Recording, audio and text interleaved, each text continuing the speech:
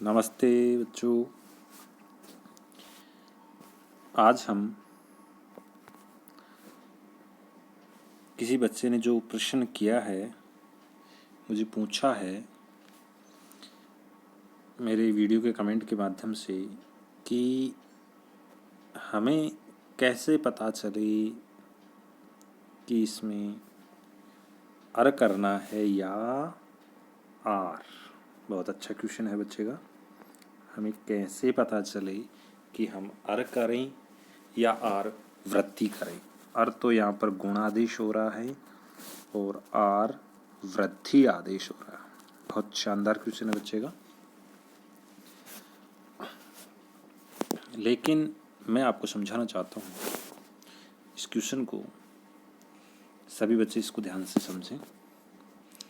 जब वृद्धि हो और गुण हो, ये क्लियर है कि गुण हो तब अर आदेश होगा और जब वृद्धि होगी तब आर आदेश होगा। अर आदेश हमने पढ़ लिया कि महाधन ऋषि क्या बना, महर्षि। क्या बना, महर्षि ही।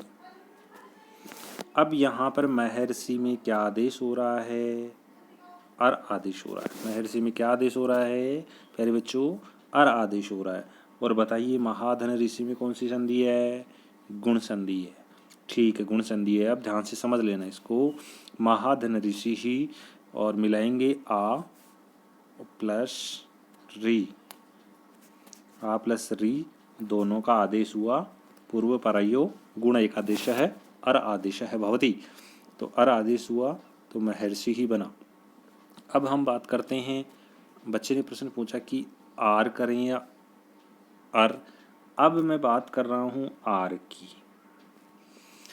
अब ये स्थिति तब बनी, यानी व्याकरण में 3 मुनि हुए, पाणिनि, पतंजलि और कात्यायन, त्रिमुनि कहे जाते हैं। पाणिनि ने जो बात कही और उनमें कुछ सुधार की आवश्यकता पड़ी तो कात्यायन जी ने कहा। कात्यायन जी मुनिकार जी ने जो बात कह दी उनके बाद फिर आवश्यकता पड़ी तो पतंजलि जी ने कहा। यानी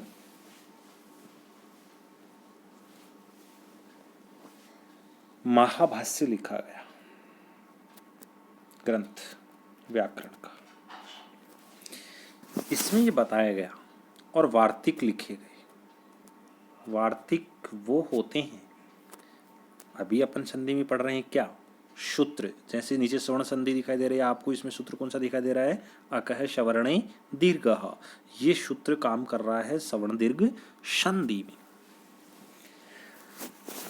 अब कई बार क्या होता है, अपवाद हर जगह होता है, अपवाद हर जगह होता है। अब अपवाद हो जाए तो वहां पर ये सूत्र लागू नहीं होगा। सूत्र लागू नहीं होगा तो पाणिनि ने जो बात कह दी थी, उस पाणिनि जी की बात के सुधार के लिए व्याकरण में अन्य नियमों की आवश्यकता पड़ी तो फिर वार्तिक बनी। वार्तिक बनी, वार्तिक बनी तो ये वार्तिक भी एक सूत्र है, लेकिन ये वार्तिक ये कहती है कि जहां पर ये सूत्र प्रभावी नहीं होगा वहां पर वार्तिक प्रभावी होगी। वार्तिक प्रभावी होगी तो वार्तिक इसके लिए कही गई है, वार्तिक कही गई है प्र वत्सर वसन कंबल दसन ऋणारणम सुख आदि। यानी ये कहा गया है प्र के बाद री से बना हुआ अगला पद हो या आगे ऋणम लिखा हुआ हो तो ऐसी स्थिति में वार्तिक में कहा वार्तिककार ने कि यहाँ पर गुण संधि के आधार पर तो अर आदेश ही हो रहा था। अर आदेश होता है तो प्रधन रिच्यति जो शब्द आपके सामने आपको दिखाई दे रहा है संधि विच्छेद का, तो इसका क्या बनता, संधि पद क्या बनता, प्रैक्षति, प्रैक्षति बनता। तो अपना संधि शब्द सही नहीं होता। क्यों, प्रै में अ है, प्लस रिच्छति का री है, दोनों को गुणादेश करें तो अर होता है।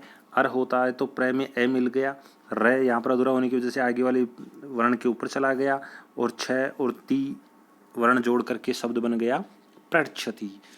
ऐसी स्थिति में जब दुविधा हुई तो वार्तिक का निर्माण हुआ। वार्तिक का निर्माण हुआ तो अब इसके सुधार के लिए यहाँ पर वार्तिकार ने कहा तो अब सुधार की आवश्यकता पड़ी कि अर आदेश से काम नहीं चल रहा, अब यहाँ पर आर आदेश की आवश्यकता है।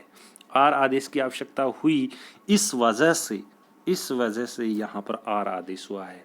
तो मेरे बच्चों ध्यान रखें, एक वार्तिक है प्रय, वत्स, वत्सर, वसन, कंबल, दस, सुख, ऋणार्णम। यानी ये जो पहले मैं शब्द बोल रहा हूँ ये प्रथम पद के अंत में होंगे जो आपको दिखाई दे रहे हैं। कुछ उदाहरण दिए गए हैं आपको, प्रय है, कंबल है, दस है, सुख है, वसन है, ऋणार्णम भी हो सकता है, एक शब्द और है। इनके आगे री से बना हुआ अगला पद हो सकता है या ऋण शब्द हो सकता है। अतः ऐसी स्थिति में आर वृद्धि आदेश हुआ। आर वृद्धि आदेश हुआ तो यहाँ पर निकल करके आया आर वृद्धि का और अर होता है गुण का। अतः हमें ये अंतर करके पढ़ना होगा। ठीक है बच्चों, फिर कोई समस्या हो तो मुझे बताना, ज़रूर आपकी सहायता होगी, मदद होगी। ऐसा नहीं, हम आपकी समस्या के समाधान के लिए सदैव उपस्थित हैं, कभी भी संकोच की आवश्यकता नहीं है। धन्यवाद, मिलते हैं नेक्स्ट वीडियो में।